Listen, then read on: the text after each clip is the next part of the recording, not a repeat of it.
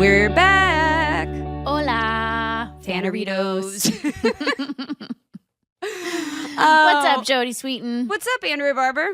How are you enjoying this nice rainy weather here? It feels so fall-like. It does. I feel like I should get a pumpkin spice latte or something because this is it's finally fall here in Southern California. There you go. Yeah. It's finally feeling like I definitely was reading and curled up with a book and a blanket earlier today. So that's the best. I love that. It's blanket and that sort of weather.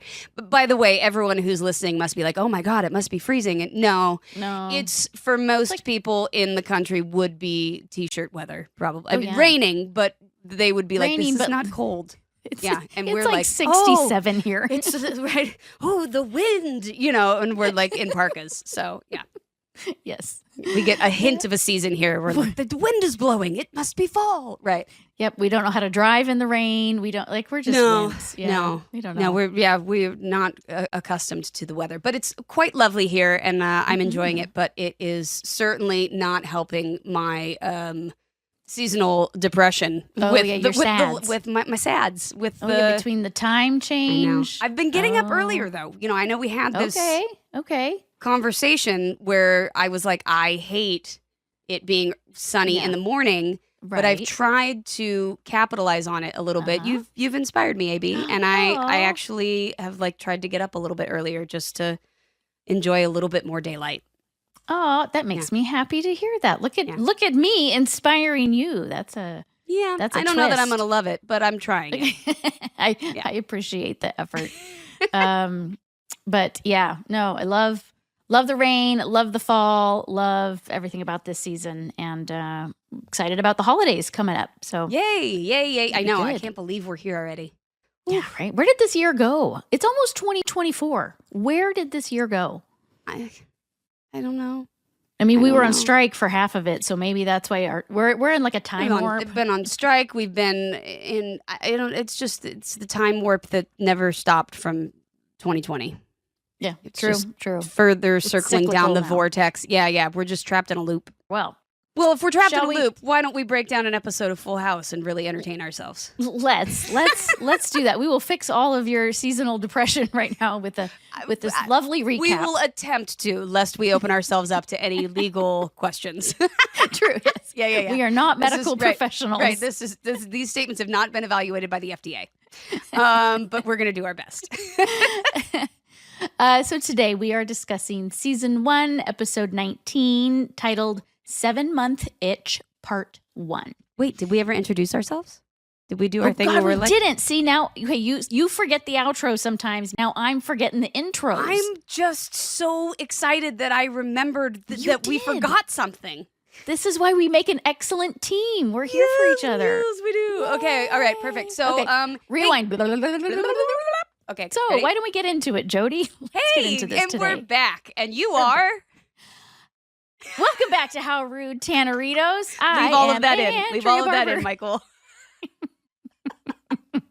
Who are you again? You're Jodie Sweeten. I'm Andrea Barber. I'm Jodie Sweeten. We have really screwed this up. No, we haven't. We've made it brilliant. Our editor is cursing our names right now, or just maybe just leave it all in. No, it's part of our charm. It's part of our charm. We're just we're very real people who very really don't know how to do a podcast. We're the least qualified people to be doing this podcast. There are at least a million fans out there. Nope, that's imposter syndrome, and we dealt with that last episode. We are not. That is not who we are. Okay. Well, the Tanneritos are definitely qualified. And we're here. By the way, our editor just said this is all staying. Great. So yeah. There's no choice. Yeah.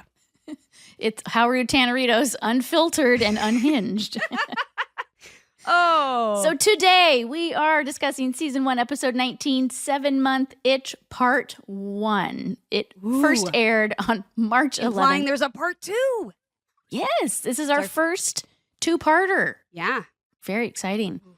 It aired on March 11th, 1988, and it goes a little something like this. Jesse is fed up with his lack of privacy and family responsibilities, especially when they interfere with his love life. It was directed by Lee Shallett. Yes. And Lee. written, we love Lee. and written by Jeff Franklin. It is guest starring Chelsea Noble as Samantha, who's also known for Growing Pains and the Left Behind movie series. And she's also known for being Kirk Cameron's wife. Yeah. Which I think she met Well, she dated John Stamos. Right. Yes. And I think they were actually, I don't know if they were dating at the time she did this episode or if that came after. I'm not sure which chicken or egg sort of happened. Yeah. But yeah, and then at some point they obviously broke up, and then she met Kirk, and then so that was. And they've been married. Two roads diverged in a wood. And it's just such a small world.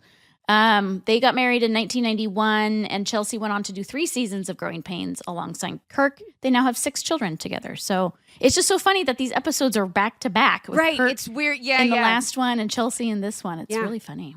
Okay. So she's our only guest star for this week.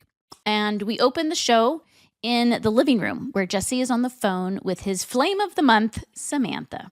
Samantha, another name. Oh, they're back. But she calls her Sammy. Oh. Okay, so Sam. Yeah, sometimes he calls her Sam and Sammy. Yeah. So, okay. But I'm going to say, just for the record, if her birth name is Samantha, it's another a name. Okay, yes. I'm sorry. I was not meaning to discount that. Yes. Okay, Jeez. that's right. Jeez. Your sads are coming out here. So Jesse promises Sammy that this is going to be the most romantic weekend of her life, mostly because the entire Tanner family will be gone visiting Disneyland. And this phone that he's holding, this cordless phone, is a sight. It is like large and in charge. It is. It's like, I think we said it's like one of those like sat phones. You know what I mean? Those giant satellite things with the antenna that sticks straight out. Right, 10 feet long. It's 3 feet long and it weighs 60 pounds. You have to wear like a purse with it. Yeah, that's what it definitely feels like. These are the things. These are the kind of cordless phones that if you threw them, it was a bad idea. Oh, yeah. I'm not going to tell you how I learned that lesson, but I'm just saying that cordless phones like that do not throw. They've got some weight. I mean, you could do a HIIT workout just by carrying 2 cordless phones. They're massive. Yeah, they don't know how you had to walk around and hold that up to your ear. It was a workout. So Stephanie comes running into the room screaming, "Uncle Jesse!" which prompts Jesse to quickly end this lovey-dovey phone call with Samantha. Stephanie continues to run around the living room screaming, "Disneyland, Disneyland, Disneyland." You are hype, Jodie. Like, you are ready. That is about how I would act when I was actually going to Disneyland. Because I grew up near Disneyland. Yeah. I'm also a Disney lover. And that is, I definitely, I only stopped doing that about 2 years ago, where I would run around in a circle and scream. No, but I loved Disneyland. It was great. And again, the irony that John is not the person leading the charge to Disneyland as the most Disney person. It's just funny to watch him be like, "Oh God, I'm glad I'm not going to Disneyland." I'm like, words that would never come out of John Stamos. Never. Yeah. No, he has always been a huge Disney lover, and he should have gone on this field trip. But no, he's staying back for this awesome date. So Jesse's trying to get Stephanie to calm down by teaching her these breathing techniques, but she's not having it. She's just going crazy. So finally, the rest of the family comes downstairs, and Joey, who's taking note of Steph's hyperactivity, tells Danny, "I think you need to switch her to decaf." Probably Danny, not a bad idea. Not a bad idea. Danny explains to Steph that the plane won't leave any earlier just because they're the first ones on it. And Stephanie's like, "Well, if we're the first ones on it, then we'll be the first ones off. And then we can be the first in line at the Matterhorn." Yes. And Joey chimes in with his yodel-ole-hee-hoos.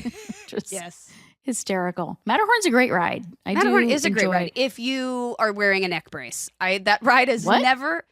that ride, like, you jolts around like that. I mean, I love it. It's great. Yeah. But I haven't been on it in years, and I my neck might be all the better for it because I feel like it's never been able to be made smooth.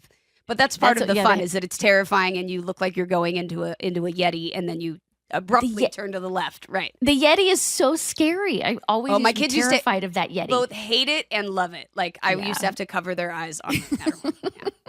So Stephanie asks DJ to explain again how great it's going to be at Disneyland. Yeah. And DJ tells her that Disneyland has the greatest rides and Minnie and Mickey will come up and talk to you.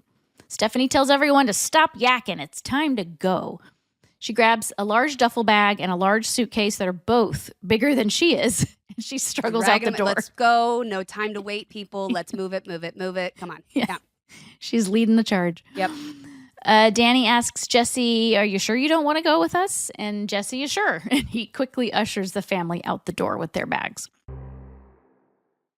We cut to later that day in the living room. Jesse and Sammy walk in wearing tennis gear and carrying tennis rackets. I have to say, John, I don't know why, but John looks ridiculous in this outfit. I just saw him it's like a Fila shirt or something. And I just want to go, no. It doesn't look good in any decade that we're in. It's not. I think it's because we know him so well that I'm just looking at him going, I don't buy this. Never wear that. I don't buy it. Right. But yeah, maybe it's just because we know him so well. But it was funny. I think it's just because we know him so well. It was a very 80s moment, like very 80 tennis. Totally. Yeah, they had like the pastel colored shirts and the stripes. He wore tennis shoes, so he's at least not playing tennis in boots. Thank goodness. He learned an improvement from the touch football incident. Or the basketball rather. The basketball. Right. You can't do that in boots. Got to take off your motorcycle boots if you want to play sports. Yeah. So Jesse is so excited that he won 3 sets until he quickly figures out that Samantha is the one that let him win. Oops. Whoops. So Jesse notices that the house is very quiet. He remarks that he and Samantha have been going out for 1 month, yet this is the first time they have been alone together. Okay, Samantha so Jesse's taking it slow for once. Oh, this is like a 10-year relationship. In Jesse years, this is right, like 10 years. It's like dog years. Everything, like every 3 days is like 7 years in Jesse time. Yeah. This might be the longest relationship. They've grown old together at this point. You know what I mean? They're planning retirement. Yeah, exactly. They're picking out urns. Golden years, for sure. Totally. So he's very excited that this is their first time alone together. And I was trying to figure out, why have they not been alone? Well, Samantha lives at her parents' house, right, and Jesse's been living in what he calls Pee-wee's Playhouse. So that's why this is their first time alone. Right. So Jesse decides he's going to make Samantha a very romantic dinner. Does she want extra crispy or original recipe? Again, fried chicken. Cold fried chicken. Yep. Fried chicken. It's a thing. So Samantha says she's going to go take a shower, and we get another have mercy from Jesse. We cut to the kitchen where Jesse is busy preparing this romantic dinner, and he's singing Love Machine. I'm just a love machine. In a fantastic, like, what is that? Like a shark skin suit? I mean, come on, the silvery, like, and the bolo tie and the horizontal stripes that he mentioned are not black, horizontal up and down, right? Horizontal stripes. Right. Yeah. Oh, it's true. No, he's very excited about this romantic dinner. He's setting the table with a white lace tablecloth and these taper candles. Right. He pours some. Yeah.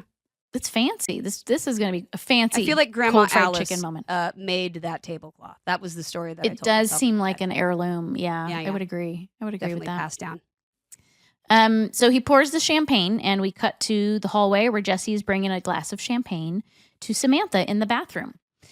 But he teases her by holding the champagne just out of her reach, attempting to lure her further out of the bathroom so he can sneak a peek. And he's not successful, and he leaves to go change into his evening attire. I thought it was cute. It was flirty. They're alone. This is finally appropriate to be flirting. True. Sexually in a home. At least he's alone. There's no children present. So I give him right. For once, although I think this is the least amount he's made out with anyone, and there's no one around. You know what I mean? True. He's done far more with far more people in the room. You know what I mean? Like what? All of a sudden, he's like, oh, it's been a month. Like This is commitment for Jesse. This is a huge change. Yeah. He's a changed man. We cut to the living room where the front door opens and in walks the family. Uh-oh. Yeah. Stephanie is pissed. She's so sad because it was too foggy for their plane to take off. Damn, San Francisco. Dang, San always a Francisco. thing. Karl the Fog. Yep. It is a thing. Wait, Karl the Fog? Yeah. He has an Instagram account. At the Fog. The San Francisco Fog is called Karl. What? I don't know why. And there's an Instagram I'm sorry, account. No, but you just mentioned that, like, obviously Karl. I was like, wait, what are you talking about? Like, I don't know the history behind the nickname, but yeah, there's. Are you sure there's a history behind the nickname farther back than just Instagram? Or was it just somebody was like, I'm going to name the Fog Karl? I'm sure it's or is this like a wide known maybe since a Twitter like thing? Since like the early 1900s they've been like, here comes Karl, before there was even a bridge to get fogged in or an airport. You don't know that famous Tony Bennett song about I left my heart in Karl Francisco. Yeah. Oh, okay. Here we hold on. go. Here's the breaking fact. news. Here's the fact. Karl with a K. Let's make it clear. Karl the Fog has been a part of San Francisco since his Twitter account. Nay, Twitter, now X, all whatever.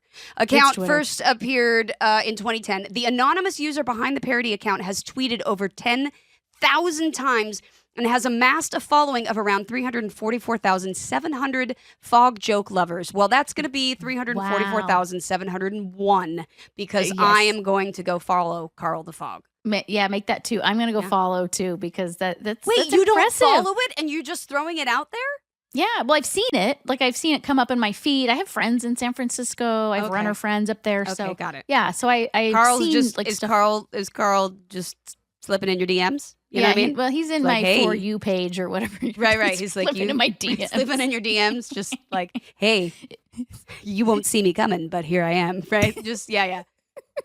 Do your feet really stink, or is that the just name my fault? Karl is a reference to Tim Burton's 2003 film Big Fish, which is such a fantastic movie. Although at least one local reader tells us the name is Karl with a C was used back in the 1980s. Okay, there is lore. Okay. If anyone has any information on the history of Karl K or Karl C, the Fog of San Francisco, I'd be fascinated to learn because it is both useless and entertaining. That's my favorite type of Jodie. fact. Yeah. Now I have a new life goal, which is to get Karl the Fog in his Twitter to like give us a shout out. Give this podcast a shout out, please. Karl the Fog. Please, yeah. Life goal. All right. Yep. I'm on it. So Danny is trying to console Stephanie. He offers her an alternative. Hey, he's going to make tonight a family fun night right here at home. That's never a good idea. That's never fun. I've tried to pitch that idea to my kids when there's a big disappointment. You're like, hey, I'm going to put on a show. And they're like, shut up, Mom. They shut can up. see right through it. Yep. Yeah. And Steph. That toxic positivity. Steph is like, no. No. No, she says that. Joey's like, hey, what could be more fun than that? And Steph's like, I'll tell you what, something that starts with a D and ends in a land. D-land. Yep. D-land. D-land. So Stephanie goes off running upstairs and DJ follows her. Danny says, these disappointments are really hard on a 6-year-old. And Joey responds with, I can't believe we missed Captain EO. I remember Captain love EO. Captain EO. Yes. Loved it. Now what is it? It's like a Star Wars. Isn't it Star Wars or Star Tours? No, Star Tours is Captain EO was in the theater like next to it. I don't know if they've probably taken that out and made it part of the line for Space Mountain, which is now 37 days long. And that's what the Fast Pass too. That's right. Yeah, exactly. That's what the Fast Pass that you paid $17,000 for. Right. So you can watch Captain EO / Star Wars or whatever while you're waiting for the Right. Yeah, you can learn the whole history of Captain EO. You can learn about it when he was Lieutenant EO. It's just, it goes way back. Yeah. And then go hit the Matterhorn and break your neck. I mean, it'll be... Right. Disneyland is the complete experience. It really is. Okay, so we quickly cut back to the kitchen. By Disney. No. Just kidding. I love you, Disneyland. We love you. Yay! We do. No, we actually really do. We had annual passes back in the used day to go. because we both lived in Orange County, so we would go all the time. And we would always go in the rain because there was nobody there to go to Disneyland. Yeah, there's nobody in line. Not anymore. I miss those days. Yeah, not anymore. So we are back in the kitchen. Jesse walks downstairs wearing, that shiny silver suit with the bolo tie. The audience goes, woo, and he lights the candles. We flip to the hallway where Danny tells Joey, I'm just going to let Jesse know that we're back. And he knocks on the bathroom door, not realizing that Samantha is in it. So Danny sticks his head in and he says, hey, we're back. We got fogged in. And he shuts the door. Samantha sticks her head out of the shower curtain and says, what did you say, Jess? Danny walks in, notices that there's lingerie hanging on the shower. Just as Samantha pops her head out of the shower again, Danny is startled, and he says, have mercy. They awkwardly introduce themselves. Danny is just a hot mess. He is stammering. He's stuttering. Get out of the bathroom. Have you ever opened the door to someone in the shower or on the toilet and been like, oh my God, oh no, I'm going to stand here and have an awkward conversation? No, you're like, yes. And you run away. You have No, I haven't. I haven't done it, but I'm saying yes. I get it. Like Danny just won't stop talking. Especially a strange woman in your house. You're going to be like, I'm going to stand here and be a weird, creepy dude that's in. Yeah, I'd be like. And he offers her shampoo and Woolite. No, sir. You're not at CVS. Come on. Yeah, no. Go move. Then excuse me and see yourself out would be plenty. I don't need any shampoo or conditioner. Just you to leave. Yes. There are no boundaries in the Full House at all. Right? So finally, Danny just gets the hell out of there and he starts calling Jesse's name. Jesse. So now Jesse hears his name being called. He's in the kitchen and he slowly rises from behind the kitchen island with a really panicked look on his face. It's like when you hear your kids screaming, you're Mom! And you're like run into the room and they're like, what? And you're like, I didn't, wait, you didn't yell for me? And they're like, no. But do you ever have that happen? Or is it just me that I'm going crazy? No, it's like phantom it's like phantom yelling. You're just so used to somebody being like, Mom! And you just run in the room and they're like, we didn't even say anything. Yeah. Yeah. No, I hear those. That's in my nightmares generally. Right. My kids just repeating, Mom. Mom, mommy, mama. So Jesse rushes upstairs just as DJ, Steph, and Joey walk in the other door. They notice all the food and they get excited. Joey says, hey, let's take a trip to Dinnerland. And he starts imitating carnival music and pretending that the bread can talk. It's very entertaining, but Stephanie is not impressed. No, and is sitting like a potato, might I add. I'm just, I'm pretty sure I realize I still have that same posture. Like left to my own devices, I'd be sitting like that. You'd be sitting like that. It's your favorite. It's your comfort, or your sulking posture, or just your comfort, or just how I feel best. Yeah. So Jesse comes back downstairs. He notices that they are eating his romantic dinner. Oh. Why aren't you guys at Disneyland? He demands to know. And Stephanie tells him, fog, fog, fog. Danny enters the room and tells Jesse, oh, hey, I met your friend upstairs. She's very clean. Again, awkward. Jesse can't believe this. He's been waiting a month to be alone with Samantha. He sits down next to Stephanie, who remarks, I've been waiting 5.5 years to go to Disneyland. Yeah. They both say how much they hate fog and drop their heads onto the table in defeat. It's true. Not very many people are happy in this house right now. No, despite Family Fun Night. Right. Family Fun Night is just not fun. And we'll be right back.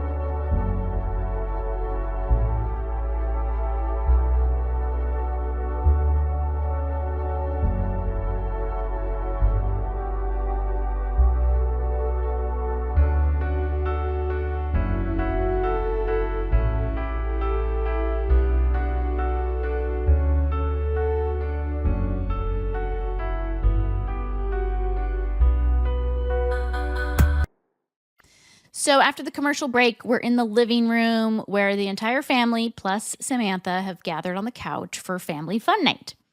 Danny is trying to hype people up. Jesse and Stephanie are just not having it. They're so dejected. Yeah. Danny passes out a guitar and a tambourine and gets everyone to sing, "If you're happy and you know it, clap your hands."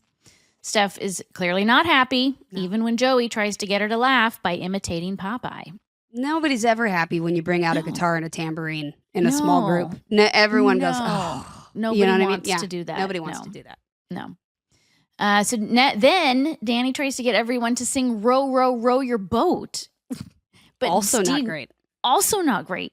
DJ says that's dopey, which triggers Stephanie. Dopey? Don't say that. Oh, of course, then Danny accidentally tells Steph that she's grumpy, sleepy, like he's just rubbing salt in the wound at this point. Steph finally stops him and says thanks, but family fun night just isn't fun. The audience awes as Stephanie runs upstairs and DJ says she'll go talk to her.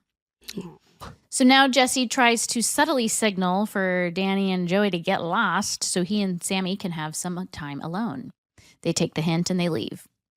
Samantha tells Jesse how great his family is, but Jesse's still upset that it could have been an even better night.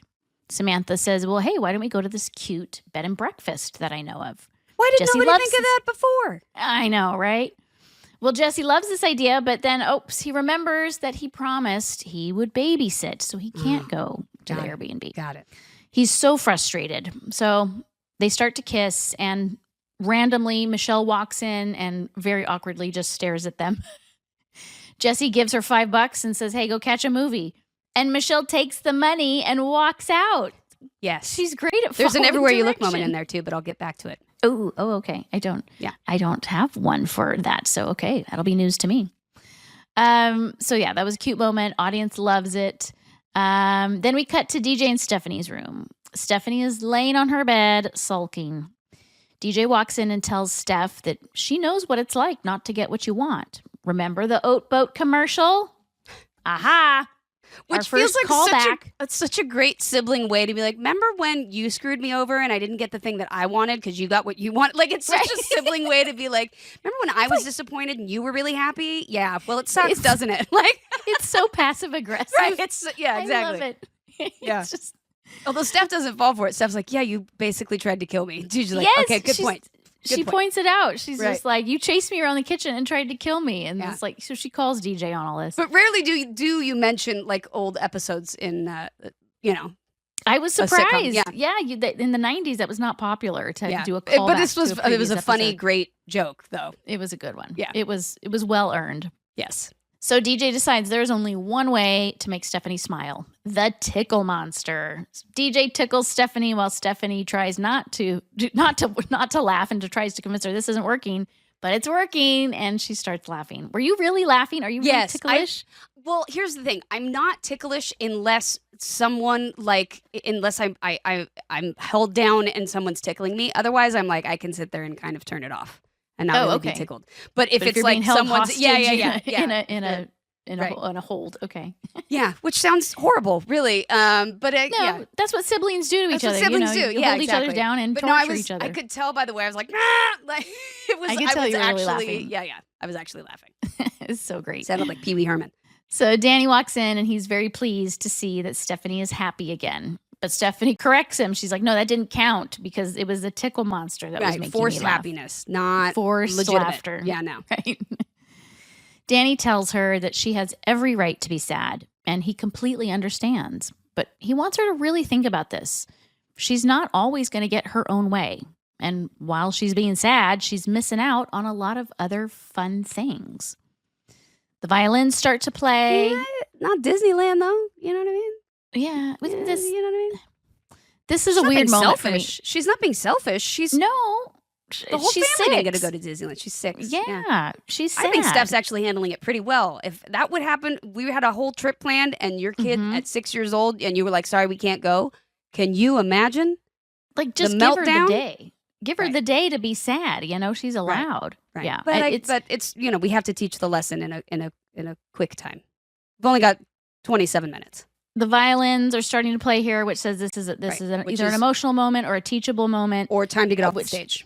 all three. Right. It feels a little unwarranted. Like they're not really having like they've talked about grief, they've talked about loss, and now they're just talking about you're sad about Disneyland. I don't think they needed violence here, but that's just my opinion. But I think they're starting to have to identify the like teachable moment in the show. I think they're finding that maybe that like is resonating with viewers, that they like when there's sort of that like mama, mama, and then oh look, we're having a moment. Yeah. So maybe. It's like pay attention. This is the moment thing, you right. need to. This is the lesson. Okay.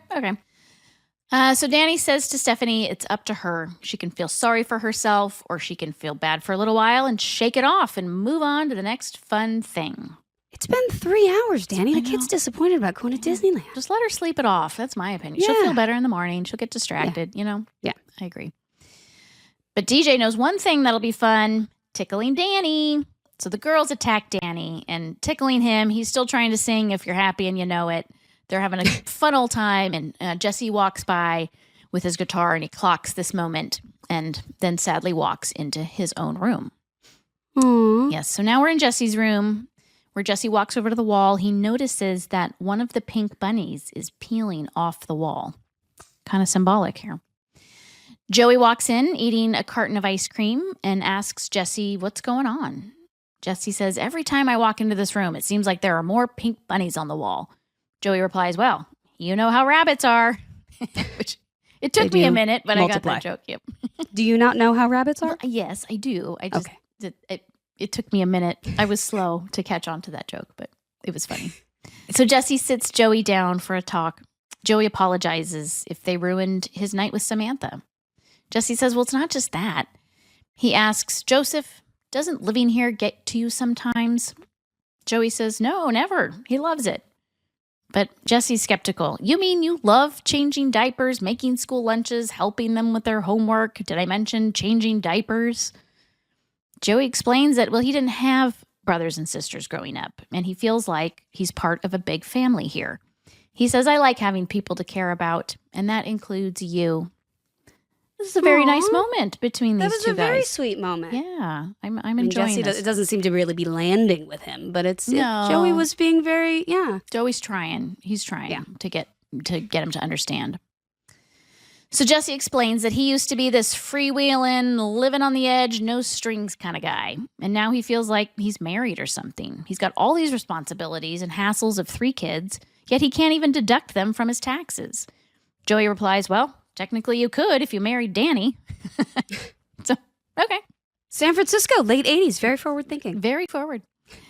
Jesse says it's all just getting to him. He has 0 privacy. He can't write his music because there's so many distractions. He tries writing his music from his life experiences, but his last 3 songs have been about changing diapers, measles, and tub toys. Jesse has things he wants to accomplish in his life, and maybe living in the Tanner house is holding him back.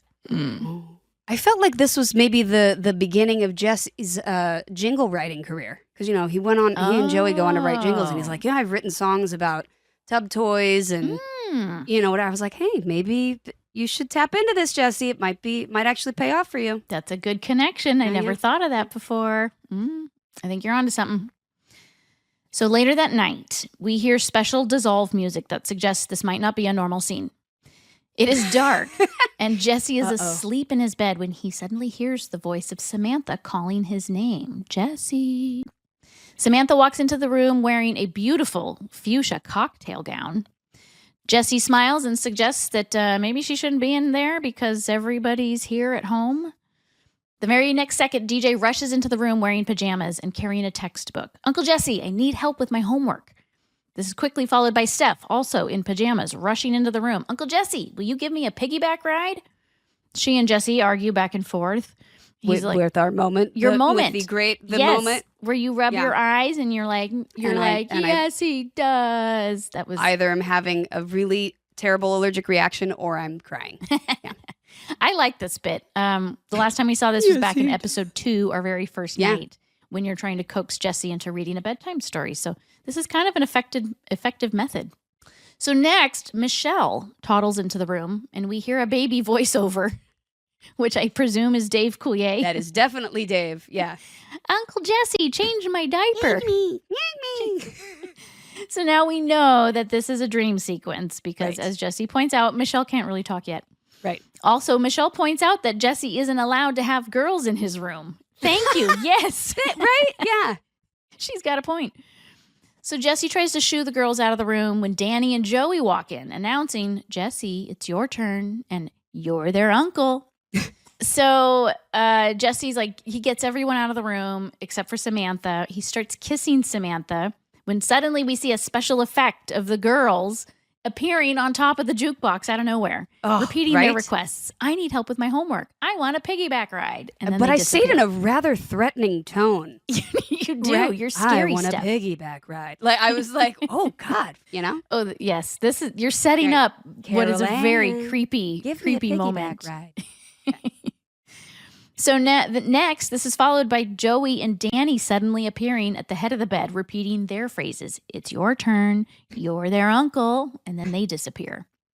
Samantha tells Jesse, we could have been so happy together. And he tries to hug her, but she disappears right out from under him. Michelle walks in the room, but not one Michelle.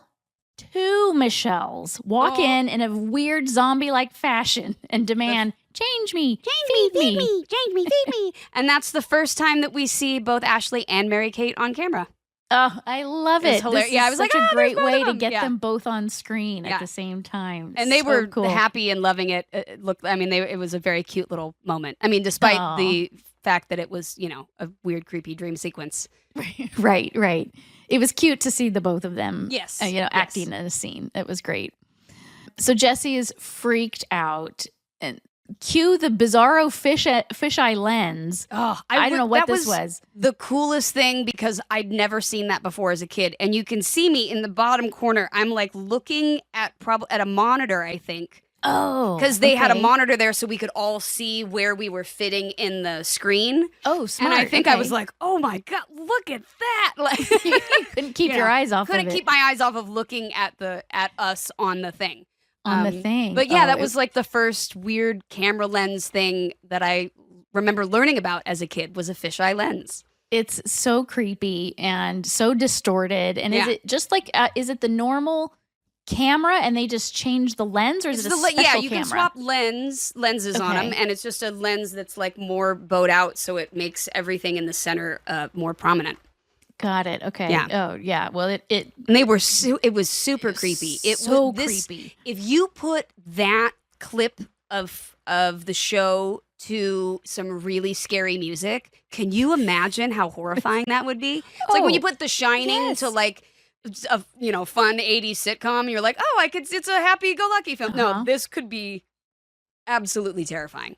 It was giving me flashbacks to Halloween Horror Nights. It was so terrifying. I was just like, this is straight out of one of those horror mazes. Yes. So Jesse finally wakes up. He's dripping in sweat and he's screaming, help.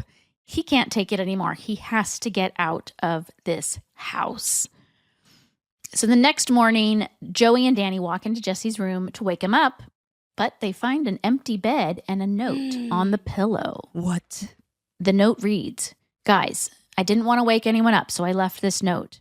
I need to get away for a while. I don't know where I'm going or when I'll be back, or if I will even be back. I don't think it's working out for me here. I'll call soon. Tell the girls I love them. Oh, no. Steph and DJ walk in and say, where's Uncle Jesse? Danny and Joey just awkwardly look at each other, not knowing what to say, as a chyron appears on the screen saying, to be continued. Oh, boy. Our first cliffhanger. And I think if I remember it, I think I know what comes next.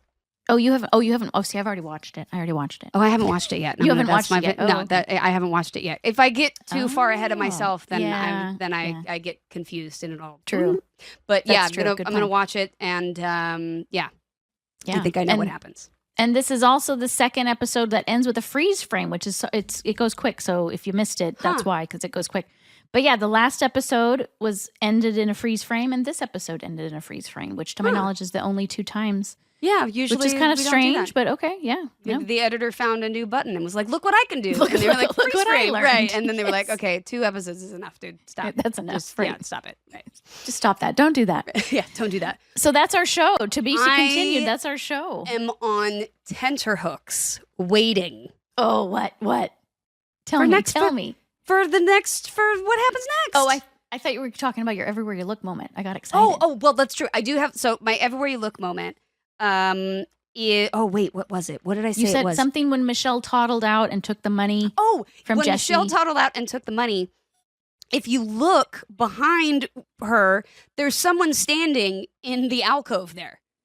I don't know who. Oh. It's not Adria or it's not. I don't know who it is, but there's It's some a handler random, back there? It's someone, or it might have been Bob. I don't know who it was, but is standing in the alcove, and you just see. I mean, I guess, and they left it in because I don't think she was meant to like run off. I think it was kind of an unscripted moment because you can see Chelsea and John's reaction. They're sort of laughing. Yeah, but whoever was back there, I guess she was like, "I'm out. See you later. Me and the dish rag," or whatever it was that she took with her, and that's so funny. I didn't notice that. I don't know if that was a cast member or maybe it was and that was the thing is you could leave it in. Like, I'll catch the baby. Right, you could leave it in because it just looked like another person in the house. But I was like, hey, who's that? Yeah, we're so used to seeing Michelle alone and unattended. We're just like, why is there a person? Michelle just wanders around the house with no baby gates, nothing, just toddler walking around. Safety measures. No, it's fine. It's fine. It's so 80s. So 80s. Oh. Child safety schmafety. Oh, I love it. Well, I am very excited for next week's episode to see what happens next. I am too. I think I know. I know what happens next, but I'm still excited to kind of get to the finish line here and finish up. Like what happens? Our first two-parter. First two-parter. It's exciting. First two-parter. Well, everybody, make sure that you are watching along with us. You can watch these on all your streaming services or your DVDs. Make sure you are also liking and subscribing and rating the podcast so that we can make sure and get at the top of the charts so that you guys can have lots more fun Full House Tanneritos episodes to listen to. And we are having so much fun doing this. I love watching these old episodes. It's so great. And if you're loving it, please make sure and also follow us on Instagram at How Rude Podcast. You can also send us your comments, your questions for our mini-sodes, or call us on things that you noticed or maybe that we forgot. And you can email us at howrudepodcast@gmail.com. We would love to hear from you. So remember, you guys, until next time, the world is I'm not even kidding. So close. The world is full. Nope. The world is small and the house is full. There we go. Yes. I have to not think about it. If you I got cocky because last week you got it perfect. Yeah, I was like, I got it perfect. Right. The world is small and the house is full. There we go. Perfection. Chef's kiss, sweetie. Mwah.